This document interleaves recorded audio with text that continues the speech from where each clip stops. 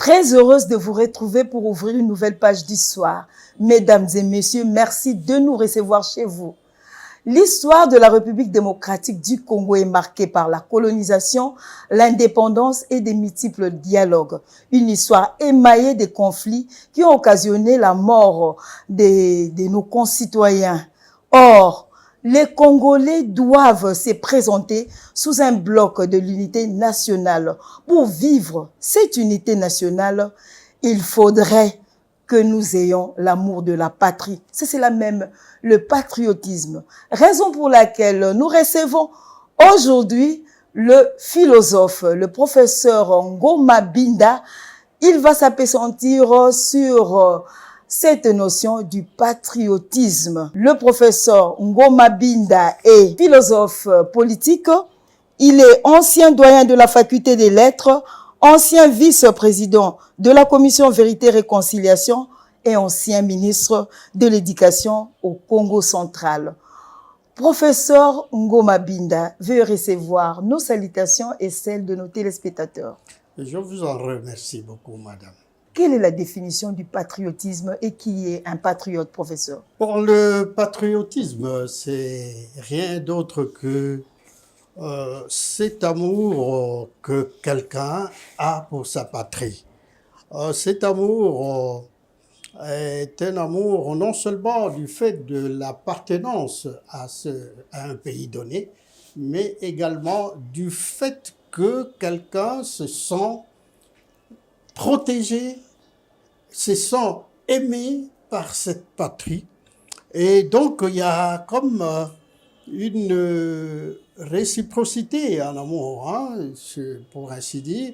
Il y a le citoyen qui aime la patrie et la patrie qui aime également le citoyen. Et je dois dire que l'amour que le citoyen doit, le vrai citoyen, parce qu'il y en a qui ne sont pas des vrais citoyens, l'amour que le vrai citoyen a pour son pays ou doit avoir pour son pays est pratiquement de degré égal à l'amour qu'un enfant a pour sa mère. Vous savez, la mère, c'est quelqu'un qu'on chérit, c'est l'être le plus aimé par l'enfant, c'est l'être le plus cher de sa vie. Et c'est la même chose pour un citoyen, la patrie, qu'il va appeler la mère patrie, c'est la terre la plus chère au monde. Quel que soit là où il peut être, où il peut vivre, mais la terre de ses pères, de ses ancêtres, demeure la terre chérie, la terre véritablement aimée. L'amour de la patrie, vous voyez bien que c'est tout citoyen. Du petit, peut-être pas l'enfant qui n'est pas encore conscient. Pas un nouveau-né. Ah oui, nouveau-né, mais dès qu'on arrive à un stade où on est capable de conscience et de perception correcte des choses, on doit pouvoir aimer sa patrie comme on aime sa mère. Expliquez-nous cet adage qui dit la patrie est sacrée, la défense de la patrie est sacrée. Bon, mais c'est le devoir de chacun. La mère est sacrée. Quand l'enfant naît, c'est la première personne qu'il voit. C'est la mère qui le porte, c'est la mère qui... C'est la même chose pour le citoyen. Pour le citoyen, sa mère, c'est la patrie. C'est la mère patrie. Et donc, elle ne peut qu'être sacrée. Personne ne peut accepter que sa mère soit, au vu et au su de tout le monde, soit violentée, soit battue par n'importe qui se présente dans la rue, qu'il soit violé. Non! Personne! La mère est sacrée. Et c'est la même chose pour la patrie. La patrie est sacrée. On ne doit pas la bousculer, on ne doit pas, même si elle vous injure, vous ne pouvez pas aller répondre par des méchancetés à votre maman. C'est cela, la patrie. La patrie, c'est vraiment tout ce qu'il y a de plus cher pour un citoyen. un vrai citoyen. Il y a des mauvais citoyens qui s'en foutent. Qui, pour eux, bon, tuer quelqu'un, même un compatriote, ça ne leur dit rien. Ceux qui sont en train de massacrer des gens là-bas, à l'Est, sont des mauvais citoyens. Si ce sont des citoyens véritablement congolais, ce sont des mauvais citoyens. La patrie, c'est sacré, c'est-à-dire, c'est inviolable, c'est quelque chose sur qui on tient. Et à qui on tient, il faut absolument que cette mère patrie soit protégée. Soit défendue aussi. Voilà. Ceux qui ont la responsabilité de conduire le pays vers le bonheur attendu par le peuple, c'est ceux-là qui doivent également manifester la plus grande part d'amour patriotique. Donc les décideurs. Les décideurs, parce que vous savez, c'est même l'impulseur, pour ainsi dire, du patriotisme. Lorsque les acteurs politiques dirigent bien, lorsque les politiciens conduisent le pays vers des chemins meilleurs pour leur développement, eh ben, ils insufflent l'amour patriotique chez les citoyens.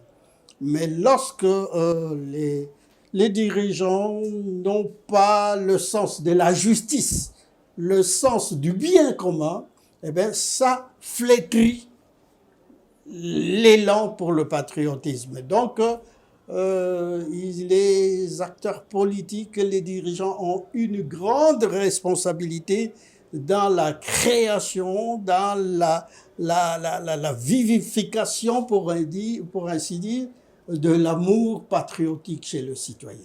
Ok. Vous parlez trop du citoyen. Ça veut dire quoi, être citoyen? Être citoyen, c'est simplement être non seulement un être formellement reconnu à l'état civil de son pays, mais beaucoup plus encore, c'est être moralement disposé vraiment à se reconnaître comme un être qui appartient à un pays donné et qui est prêt à demander non sellement des droits, mais également à accomplir les devoirs que demande cette patrie. Si vous êtes inscrit à l'état civil de la population civile, à la commune, c'est bon, vous êtes citoyen. Mais vous n'êtes pas encore un citoyen adulte complet si vous n'avez pas le sens des devoirs. Les devoirs, c'est à souligner parce que on a toujours pensé, avec le mouvement des droits de l'homme qui sont arrivés, on a toujours pensé que les citoyens n'ont que des droits à attendre auprès de l'État. Non, le citoyen a d'abord des devoirs. C'est un être de devoirs. C'est un homme, c'est une personne qui a des devoirs à rendre à ses compatriotes et à la nation entière. Voilà. Quelle est l'importance du patriotisme, professeur? Le patriotisme a ceci d'important que, justement, il donne ce sentiment de pouvoir défendre ce qui est à soi. Vous savez, quand quelqu'un se trouve quelque part, créé par exemple par Dieu ou par je ne sais qui, créé, il est là, qui lui donne une portion de terre, eh bien, il a le droit de considérer que cette portion de terre lui appartient. Et donc, il faut qu'il le défende. Qu'il défende cette terre par tous les moyens jusqu'au sacrifice suprême, parce qu'il n'y a rien de plus précieux qu'un espace où on doit vivre. Une maison où on doit vivre. Nous, notre maison, c'est la patrie. C'est le Congo. C'est ça notre maison. Si on vous expulse de votre terre, de votre maison, vous n'avez nulle part où aller, eh bien, vous êtes dans la déshérence totale, vous devenez apatride. Vous devenez quelqu'un qui n'a rien du tout, parce que c'est le premier bien qu'on puisse avoir. Okay. Un endroit où être. Vous n'allez pas vivre en l'air ou dans l'eau ou je ne sais pas où. Non, mais c'est d'abord la patrie. Et c'est pour ça qu'on dit que c'est la mère patrie. Dès qu'on vous enlève ça, vous êtes donc, il faut défendre cet endroit, ce pays, cette patrie où on est. Et voilà l'importance. Alors, comment défendre cette patrie, ces pays? La défense d'un pays, c'est de plusieurs manières. Je dis toujours aux étudiants que vous devez devenir adulte quand j'enseigne. Vous devez devenir adulte, c'est-à-dire que vous devez devenir des véritables citoyens. Des citoyens capables de défendre leur pays. Et donc, la première étape, ou la première action qu'ils sont amenés à accomplir, c'est simplement étudier. Je fais rire les étudiants quand je dis que pour moi, la tâche de l'étudiant est triple. La première tâche, c'est étudier. La deuxième tâche, c'est étudier encore. Et la troisième tâche, c'est étudier encore et toujours. C'est pour cela qu'on vous appelle étudiant. Et quand vous êtes étudiant, vous vous préparez un jour à défendre votre pays, à faire la fierté du pays, à faire le développement du pays, parce que c'est le développement qui amène à la défense efficace de son pays. Si vous n'êtes pas développé, que vous soyez mastodonte ou pas, que vous soyez Goliath ou pas, vous serez toujours un lilliput, c'est-à-dire un tout petit monsieur qui n'a pas la possibilité véritable de se défendre. Donc ça, pour les étudiants, c'est étudier. C'est se préparer à devenir citoyen capable de défendre le pays. Et pour les autres? Et pour les autres, bien entendu, où que vous soyez, tout ce que vous faites de bon, ça rentre dans le cadre, même si vous ne le savez pas, ça rentre dans le cadre de pouvoir faire la grandeur du pays. Okay, c'est un rendement positif. Voilà. Tout bien que vous faites, ça rentre imperceptiblement, ça rentre dans le cadre de la grandeur, de la puissance du pays. Évidemment, les militaires, là, c'est clair et net. La défense physique du pays, c'est à eux. Ils doivent aller défendre le pays. C'est pour cela que, d'ailleurs, c'est leur tâche, c'est leur profession. Encore que, j'ai dit ceci, dans mes leçons, je dis toujours aux jeunes gens que avant de venir à l'université, ici, vous auriez dû aller faire le service militaire. Tous. Moi, je regrette qu'en 1970... Mais ce n'est pas une obligation chez nous au Congo. Ce n'est pas une obligation. Ça se trouve dans la Constitution qu'on peut organiser un service civique, mais malheureusement, ce n'est jamais appliqué. Et c'est bien dommage. Je disais tout à l'heure que moi, je regrette toujours. En 71, je crois, quand Mobutu envoyait les gens à l'armée, moi, j'étais au grand séminaire. Donc, je n'étais pas à l'Ovanium ici, à l'université. Je le regrette, parce que j'aurais pu faire le service militaire. C'est tout le monde qui doit se préparer à défendre le pays. Tout le monde, absolument. Et au niveau des acteurs politiques, comme je disais, la meilleure manière de pouvoir défendre le pays, c'est simplement de bien gouverner le pays. C'est simplement d'appliquer la justice. Okay. C'est simplement de faire en sorte que, effectivement, chaque citoyen équitablement se retrouve dans le partage des ressources du pays, etc. Une justice équitable. Équitable. Sur quoi doit reposer cet amour de la patrie, professeur? C'est simplement d'abord sur la conscience d'appartenir effectivement à un pays où on a le droit de vivre tout à fait en paix, tout à fait en sécurité, sans trop de problèmes. C'est cela. Donc la conscience nationale, la conscience d'appartenir à une nation, à un pays qui vous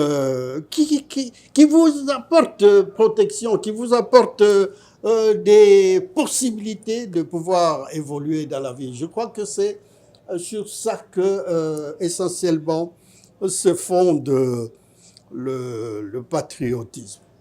Qui sont concernés par le patriotisme, professeur? Parce qu'il y a la population, il y a les décideurs, il y a les acteurs politiques. Est-ce que c'est seulement la population qui est concernée par l'amour de la patrie ou bien le militaire? Est-ce que les gouvernants, les décideurs ne sont-ils pas concernés par le patriotisme? C'est tout le monde qui est concerné par le patriotisme. Prenons les jeunes. Les jeunes, parce qu'ils ont la force nécessaire pour pouvoir accomplir des grandes actions, ils sont très concernés. C'est eux qui doivent non seulement s'engager à bien étudier pour pouvoir développer leur pays, mais également à pouvoir, s'il le faut, prendre les armes pour pouvoir aller combattre et défendre la nation, la patrie.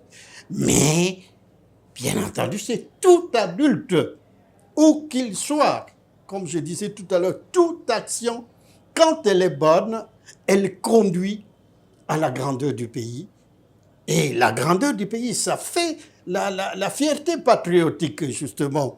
Et enfin, les acteurs politiques. Les acteurs politiques, lorsqu'un acteur politique oublie d'aimer son pays, eh ben, il assassine carrément le pays. Aimer le pays, finalement, aimer la nation, c'est quoi? C'est simplement, par exemple, ne pas voler. Ne pas voler. Lorsque un acteur politique puise impunément dans les caisses de l'État des millions de dollars qui sont volés, ceux-là, ils ne sont pas patriotes. Ils ne sont pas patriotes, qu'on le veuille ou non, parce que le patriotisme ne se chante pas. Le patriotisme ne se claironne pas. Le patriotisme se fait voir dans les actes. Et pour les acteurs politiques, comme vous dites, pour les acteurs, c'est bien que vous ne jamais voler le pays, les biens du pays. Okay. Et un acte patriotique, c'est punir les voleurs, les détourneurs de biens. Voilà là où on attend le patriotisme de ceux qui nous dirigent. Et les militaires, comme je disais, naturellement, c'est leur travail. Voilà. Hein, ils doivent défendre la patrie. Voilà. Quels sont les facteurs qui doivent booster le patriotisme? Le fait de faire en sorte que chaque citoyen puisse avoir les possibilités d'épanouissement. Okay. Parce que chacun sur cette terre cherche l'épanouissement, cherche la possibilité de développement de soi, de bien vivre, etc. C'est cela. Plus on est dans de bonnes conditions de vie, plus on est porté à faire des actions patriotiques. Professeur Ngoma Binda, oui. L'opposé du patriotisme, c'est l'antipatriotisme. Voilà, quels sont les facteurs qui engendrent l'antipatriotisme? Mais c'est l'inverse, c'est le voilà, contraire. C'est l'inverse. C'est le contraire, c'est le fait de ne pas s'occuper de la population, c'est le fait de négliger les citoyens dans leurs droits. Les premiers droits, c'est la vie. Les premiers droits, c'est la possibilité d'avoir un petit morceau de chocolat, un morceau de pain, un morceau de bien vivre. C'est cela. Plus vous avez les moyens d'exister, plus les gens seront portés à vous aimer, à aimer le pays. Mais quand le pays n'offre pas suffisamment de possibilités, les possibilités sont réservées à quelques privilégiés qui volent impunément sans jamais être sanctionnés. Mais là, finalement, ça décourage. Ça décourage. Donc, nous devons être conscients que c'est nous-mêmes qui devons générer l'enthousiasme patriotique dans le cœur du citoyen. On dit un vrai patriote ne peut pas se décourager. Il doit toujours aimer son pays, n'est-ce pas, professeur? Oui, c'est vrai, il ne doit pas se décourager. Il doit toujours aller de l'avant. Il doit affronter le mal, il doit affronter l'ennemi, il doit affronter toutes les adversités qui arrivent. Mais, encore une fois, un citoyen, non pas qu'il se décourage, mais il peut se sentir soit abandonné, on ne lui donne pas les moyens de combat, les moyens de... Et là, alors, ce n'est peut-être pas le découragement, mais c'est le dépit, c'est le sentiment d'abandon de soi. Et finalement, voyez, il se laisse aller. Il abandonne. Oui, parfois, il peut abandonner, mais parce que les conditions ne sont pas là. Qu'on le veuille ou non, pour être un saint sur terre, il faut avoir les conditions d'être saint.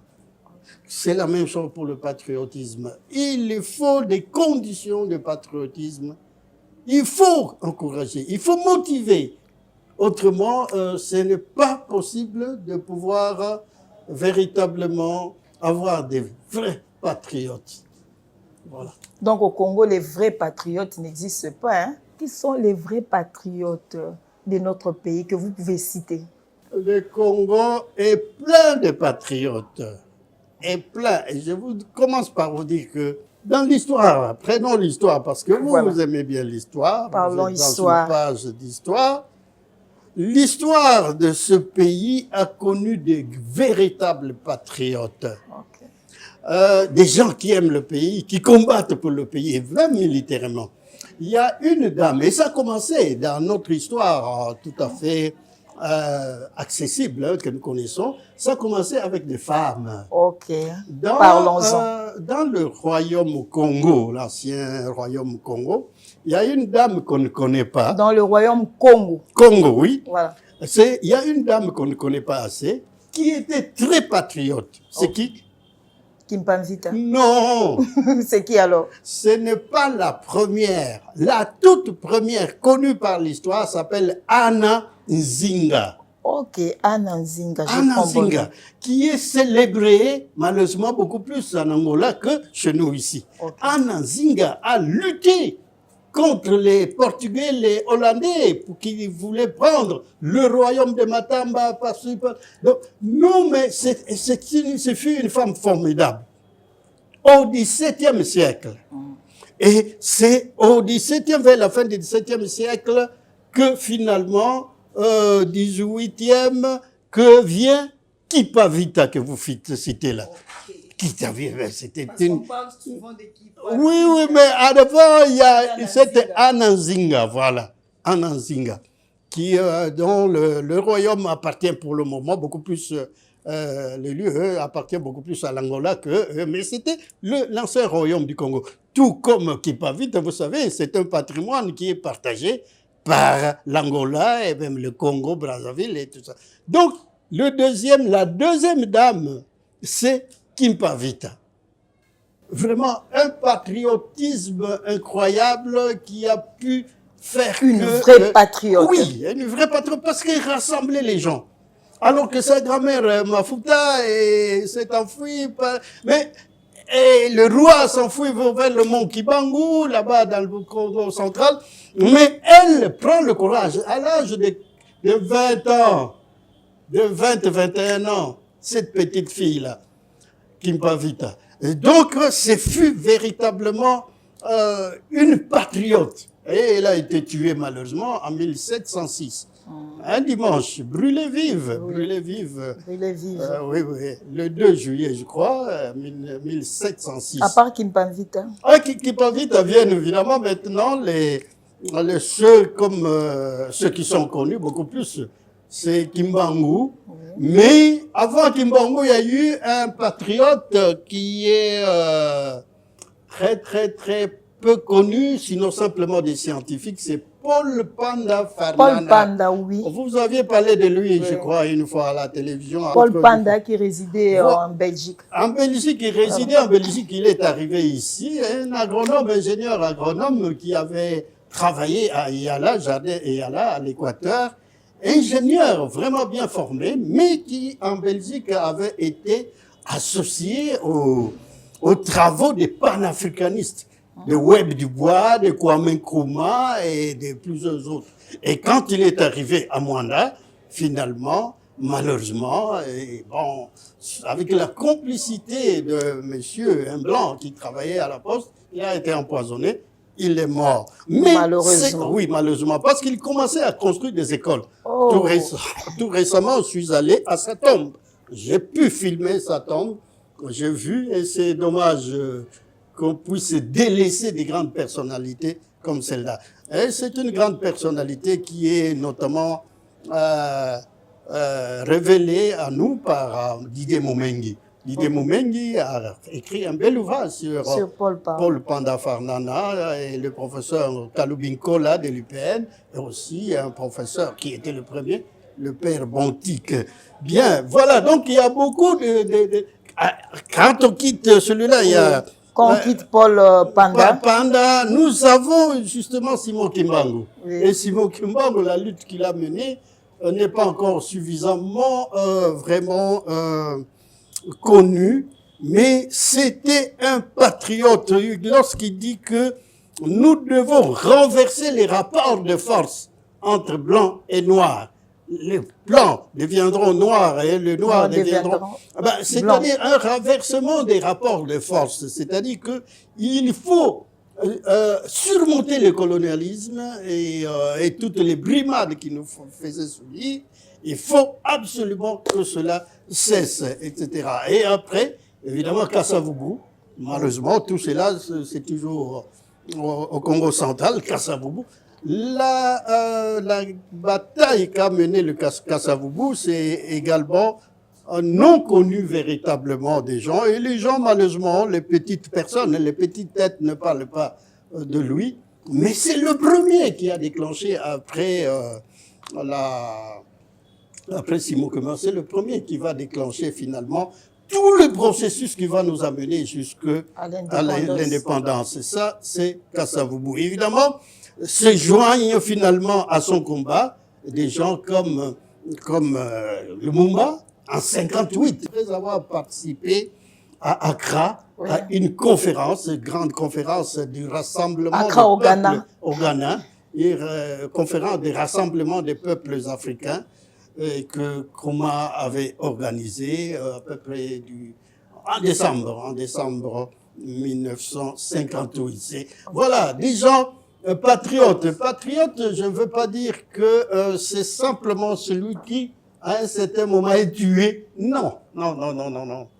C'est une fausse illusion, c'est une fausse On peut encore continuer de citer quelques patriotes. Oui. Par exemple, Anazinga, comme j'ai dit, elle n'était pas tuée. Elle a combattu. On voit les Mamadou Ndala. Oui, voilà. Ouais, ça c'est dans le domaine militaire. Dans le domaine militaire, il y en a beaucoup. Jusque les Mayele sont des vrais patriotes. Les Mbunzamabé. Donc, je crois que notre pays a connu et continue à connaître des grands patriotes et des patriotes, comme j'ai dit, qui sont dans l'ombre lorsque quelqu'un travaille bien. Mais c'est un grand patriote. Okay. Des évêques comme Maloula. Le cardinal Maloula était véritablement patriote. Je pense que... les Sendoué, Jason Sendoué. Jason Sendoué à Lubumbashi, oui, c'était effectivement des patriotes. Tous, ils sont nombreux, je ne peux pas tous les citer, mais... Zé Laurent Désiré Kabila. Évidemment, Zé Laurent Désiré Kabila, c'est vraiment... il nous a demandé de ne jamais trahir le Congo. Et ça, c'est un enseignement capital. Zé Laurent Désiré Kabila et plusieurs autres. Des journalistes qui font très bien leur travail, mais ce sont des patriotes. Ok. Quand Mami Nos a fait une bonne émission sur une page d'histoire, c'est une patriote. Merci beaucoup. Donc, je pense Merci pour le compliment, prof. C'est le patriotisme, c'est le fait de pouvoir faire quelque chose, une bonne action pour son pays, pour sa patrie, pour sa mère patrie. Et les anti, comme vous dites, l'antipatriotisme, c'est simplement des gens qui négligent le travail, qui vont au travail, mais qui font semblant de travailler, qui font semblant de faire ça. Cela, c'est des antipatriotes. Nous devons davantage produire des patriotes. Produire des patriotes, c'est-à-dire encourager, mettre les gens dans les conditions qui puissent faire que, effectivement, ils puissent aimer, à se sacrifier s'il le faut, pour le pays. Okay. Voilà. Comment nous devons nous approprier de cet esprit patriotique, professeur? C'est par l'éducation. dès le départ, il faut apprendre aux gens que ce pays est notre pays, que ce morceau de terre est notre morceau de terre, qu'il faut refuser de le donner aux autres, de se le faire ravir. Il faut apprendre aux gens à pouvoir considérer que c'est pour de notre intérêt. Si nous voulons vivre, nous devons absolument protéger cette portion de terre que nous avons. La seule que nous avons, parce que nous ne pouvons pas aller ailleurs et puis de n'importe quelle manière. Si nous voulons aller ailleurs, il faut remplir des conditions, parfois des conditions difficiles pour la naturalisation, pour les, vous savez ce que connaissent les immigrés, vous savez ce que connaissent nos frères qui sont à l'étranger, qui sont à l'étranger, etc. Donc c'est la première chose qu'il faut faire, donner aux jeunes gens la conscience que le pays est un bien précieux qui doit absolument être gardé, sauvegardé par nous tous. Un deuxième élément, à part la conscience et l'éducation, c'est de la responsabilité de ceux-là qui doivent donner l'éducation. Bien enseigner, bien travailler, c'est un facteur de civisme. Bien enseigner, j'ai parlé tout à l'heure de ceux qui doivent avoir la conscience, mais ceux qui doivent donner cette conscience doivent bien travailler.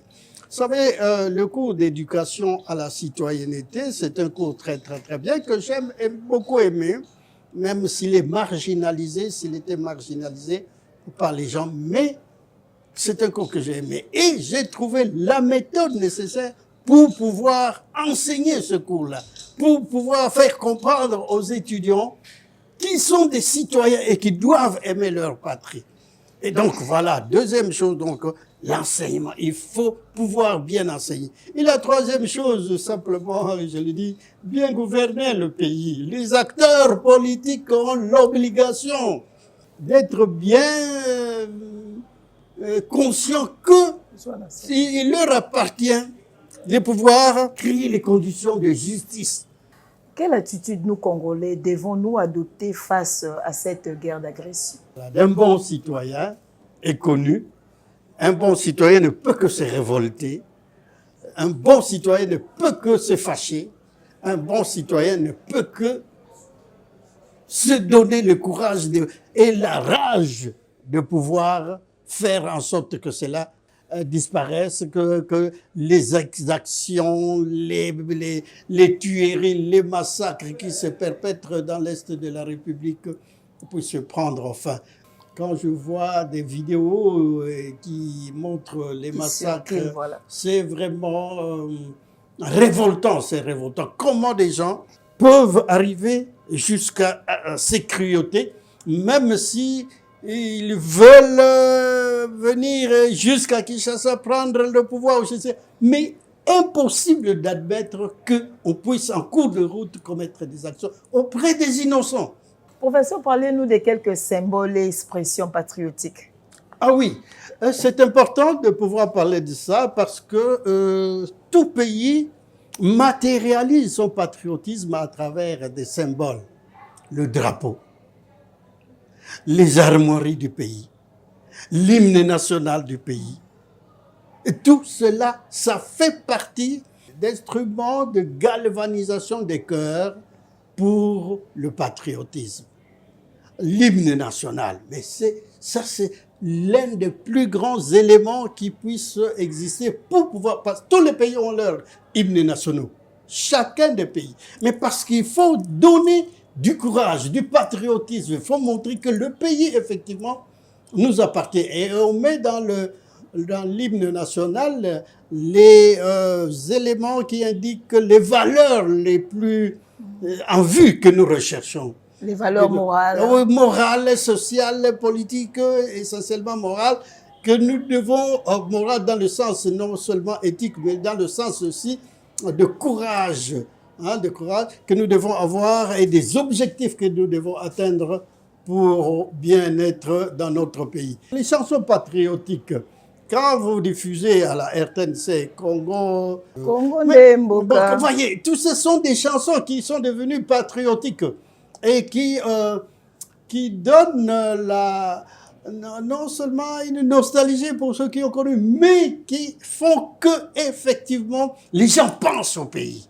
Quand vous dites Ndiele, Ndiele, Kundila Congo, Ndiele, Ndiele, ça veut dire quoi? Oui, c'est une chanson patriotique. Traduisez ça en français. En français, Ndiele, bon, je m'en vais dans le chemin du Congo pour pouvoir, etc., cultiver, pour pouvoir. C'est simplement cela. Voilà, professeur Ngoma Binda, nous sommes à la fin de notre entretien. Quelle est votre conclusion? Ma conclusion, par rapport à cette notion du patriotisme? Je pense que la conclusion est claire et nette, c'est que nous sommes tous appelés à être patriotes. Et nous devons, où que nous soyons, quel que soit ce que nous faisons, nous devons pouvoir faire voir que nous aimons le pays. Et aimer le pays, c'est, comme je le dis, c'est ne rien faire qui puisse léser les intérêts du pays. Aimer le pays, aimer la patrie, c'est faire en sorte que, effectivement, nous soyons tous dans de bonnes conditions de vie, là où nous sommes, partout, et aimer le pays, c'est se donner le courage de le défendre le pays, défendre la patrie, y compris par les armes. Voilà, merci professeur d'avoir répondu à toutes nos questions. Je vous remercie beaucoup d'être venu jusque chez nous, ici à l'Université de Kinshasa. Merci. Merci à vous, aimables téléspectateurs. Vous êtes maintenant édifiés sur la notion du patriotisme. Tout le monde est concerné par le patriotisme, l'amour de la patrie. Il faut aimer cette patrie qui nous a tout donné. La question qui est posée, êtes-vous réellement un vrai patriote? Merci et à très bientôt.